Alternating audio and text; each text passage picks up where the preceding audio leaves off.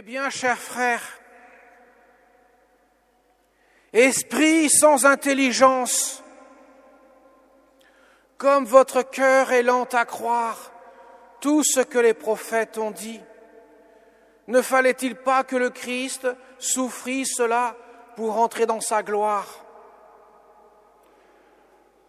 Voilà la réponse de Jésus aux 2 disciples d'Emmaüs. Et chose très surprenante, c'est que les 2 disciples d'Emmaüs sont apparemment anesthésiés. Ils ne reconnaissent pas le Christ, ça c'est le premier point. Or, pourquoi? Et la seconde chose, c'est qu'ils semblent ignorer tout ce qui s'est passé ces derniers jours. D'ailleurs, ils leur font la remarque. Tu es bien le seul étranger à ignorer tous ces événements qui se sont déroulés ces derniers jours. Quels événements? Et voilà qu'ils commencent à raconter ce qui s'est passé avec la passion et la mort de Jésus. Et nous qui pensions qu'il serait le sauveur d'Israël. Cependant, des femmes l'ont bien vu, ont vu des choses mystérieuses, un ange qui leur raconte qu'il est vivant. Mais nos disciples, les autres disciples, n'ont rien vu. Et voilà qu'il les interpelle vivement. Esprit sans intelligence. Ils auraient dû se dire, c'est quand même curieux que ce bonhomme-là, cet homme-là qui ignore tout ce qui s'est passé, semble apparemment connaître tout ce dont cet événement parlait, puisqu'il le raconte, en partant de Moïse et de tous les prophètes, l'interprétation des Écritures, comment interpréter les Écritures qui le concernent directement. Alors, qu'est-ce qui s'est passé pour qu'il puisse être aussi anesthésié? Mes chers amis, la première chose, on en revient toujours dans les évangiles de la résurrection à constater, à faire le constat que le Christ ne se reconnaît pas. En aucune manière, nos sens, aussi bien notre vue, l'audition, sa parole, le toucher, aucun sens ne peut reconnaître le Christ ressuscité. Ça échappe totalement à nos sens, de sorte que personne ne le reconnaît. C'est au bout d'un certain temps qu'ils finissent par le reconnaître. Et là, après avoir reçu une explication de long en large et en profondeur du mystère que le Christ a accompli, voilà que leur cœur se prépare à s'ouvrir au moment de la fraction du pain. Mes chers amis, pourquoi il en est ainsi? Tout simplement, c'est que nous ne sommes plus dans l'ordre du miracle, mais dans l'ordre du mystère. Jésus passe du miracle au mystère. Tant qu'il y a des miracles, tout le monde peut faire le constat. Et tout le monde est extasié par sa puissance, de sorte que tout le monde veut en faire leur roi. Mais quand il s'agit de mystère, alors là, nos sens sont absolument inopérants. Il faut passer sur un autre registre pour pouvoir appréhender le mystère. Et évidemment, ça passe par la foi. Et la foi, c'est tout simplement l'accueil d'un don de Dieu, de sorte que mon intelligence et ma volonté s'y soumettent. Telle est la définition que donnera d'ailleurs le Concile Vatican II, qui reprendra la même définition que le Concile Vatican I. L'intelligence et la volonté, en accueillant la révélation, sont absolument illuminées de sorte qu'ils reconnaissent le Christ. Ce qui veut dire que sans la foi, il est absolument impossible de faire l'expérience du Christ ressuscité. Ce qui explique pourquoi Jésus n'apparaîtra pas devant Ponce Pilate, devant les pharisiens et les chefs des prêtres. Moi, j'aurais bien eu envie de leur mettre une bonne raclée, en leur disant « Vous avez vu? Vous pensiez m'avoir ?» Non, Jésus n'apparaîtra qu'à ses disciples, à ceux qui l'ont entouré, ceux qui ont vécu avec lui, ceux qui ont fait preuve un peu de foi. Même si la foi est grosse, même pas si grosse qu'une graine de moutarde, elle est quand même un tout petit peu présente. Et du coup, ils vont devenir ses témoins.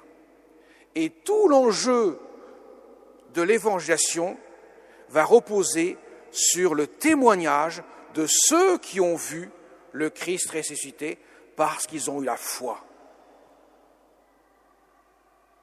Jésus leur dira, je vous envoie comme mes témoins. Après, on pourrait se dire, avec tout cela, les disciples d'Emmaüs, c'est bon, ils vont reconnaître la prochaine fois le Christ. Pensez-vous. Saint Luc nous dit, aussitôt, ils partent à Jérusalem. 2 heures de marche. Ils arrivent dans le cénacle, la pièce où sont réunis les apôtres, les disciples, et eux-mêmes racontent ce qu'ils ont vu. Simon-Pierre a vu le Christ, il lui est apparu. Et à leur tour, eux-mêmes racontent ce qu'ils ont vu sur le chemin d'Emmaüs. Et voilà qu'au même moment, le Christ va apparaître à nouveau au milieu de ses disciples, ne passant ni par la porte, ni par la fenêtre, ni par le plancher, évidemment, ni par le toit. Il est là au milieu d'eux. Stupéfaction, personne ne le reconnaît. On a pensé à 2 heures que je ne l'ai pas vu, je peux quand même le reconnaître. Pas du tout. Ce qui montre qu'à chaque fois, c'est l'expérience de la foi qui permet de discerner la présence du Christ. Voilà pourquoi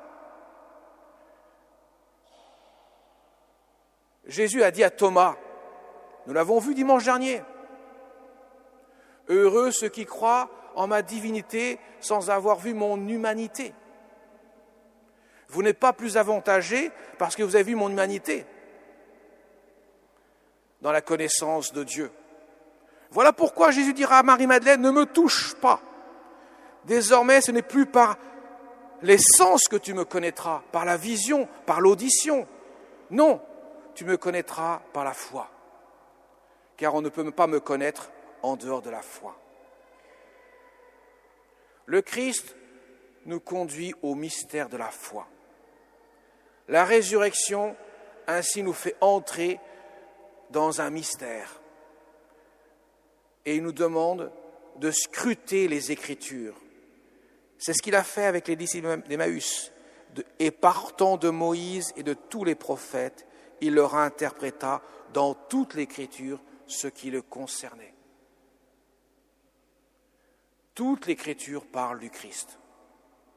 Bien sûr, l'Ancien Testament de manière voilée. Mais tout est annoncé. Voilà pourquoi Jésus dit « esprit sans intelligence ». Comment pouvez-vous ne pas comprendre ce qui se passe? N'avez-vous pas lu Isaïe? Ne dit-il pas quelque chose sur moi dans la souffrance que j'ai subie? Vous voyez, mes chers amis, la connaissance des Écritures se fera encore une fois par la foi. Tout repose sur le mystère de la foi, qui est accueillir tout simplement la révélation que Dieu me donne. Car on ne peut pas aller à Dieu par la force humaine, par la force de l'intelligence humaine. C'est absolument impossible. Sans la révélation, Dieu est inaccessible.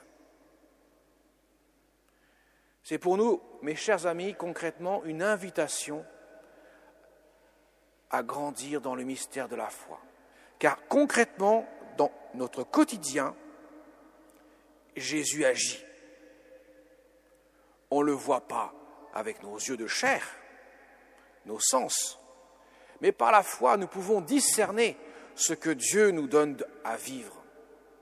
Et même à travers les épreuves que nous vivons au quotidien, Dieu donne des grâces qui nous permettent de grandir dans la foi. Voilà pourquoi il nous invite sans cesse à méditer et à contempler ce que faisait précisément la Vierge Marie. Saint Luc ne cesse de dire dans son évangile, Marie méditait ces événements, elle les contemplait, elle les retenait dans son cœur. Sa foi est grande. Elle l'a vécu tout au long de sa vie. Voilà pourquoi c'est la plus grande sainte de tous les temps. Sa volonté correspond parfaitement à celle de Dieu. Elle entre dans le mystère de la foi lorsqu'elle appréhende son Fils bien-aimé. Elle ne le regarde pas seulement comme une mère regarde son fils, elle le regarde comme une âme de foi regarde son Dieu. Jésus n'a-t-il pas dit à la femme qui s'exclamait « Heureuse celle qui t'a allaitée » Jésus le reprend vigoureusement et dit « Heureux plutôt ceux qui écoutent la parole de Dieu et qui la gardent dans leur cœur. »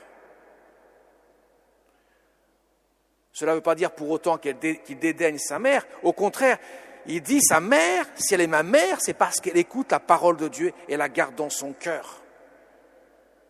Et justement, Jésus dira, tous ceux qui m'écoutent, tous ceux qui gardent la parole de Dieu dans leur cœur, sont comme mes frères, ma mère, ma sœur, etc. Parce que je vis en eux, je viens demeurer dans leur cœur. C'est ça la vie chrétienne, mes chers amis. Si Jésus demande que nous puissions entrer dans le mystère de la foi, c'est qu'il n'y a pas de possibilité autre que de pouvoir laisser Dieu agir en nous. Dieu veut demeurer en nous, il veut vivre en nous. Il ne faut pas avoir de la foi, il faut vivre de la foi, nous dit Jésus.